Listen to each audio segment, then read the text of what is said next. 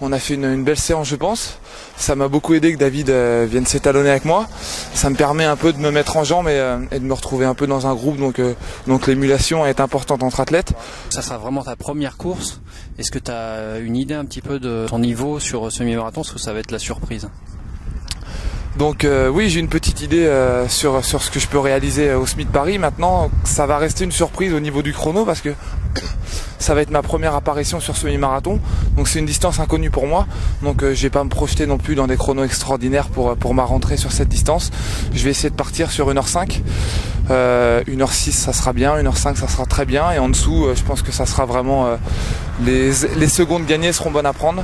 Et c'est vraiment... ça reste dans l'appréhension pour l'optique de monter sur marathon en fin d'année, ce qui est le projet avec mes partenaires et Philippe Raymond. Antoine, depuis quelques années, il a énormément progressé. Bon, déjà à la base, il a vraiment des qualités. Donc tout jeune déjà, il faisait des grosses performances en junior. Bon, bah c'est normal. Aujourd'hui, il se hisse dans les meilleurs Français. Il est au plus haut niveau et bon bah forcément, vu l'âge qu'il a par rapport à, par exemple moi, il a encore de la marge pour progresser et je pense qu'il sera parmi les tout meilleurs Français dans quelques années. Dans quelques années, est-ce que ça sera pour les JO ou c'est encore un peu tôt pour en parler? Ah, les JO, on peut commencer à en discuter un petit peu, ouais. Bon, visiblement, il veut faire son premier marathon en 2010, fin 2010.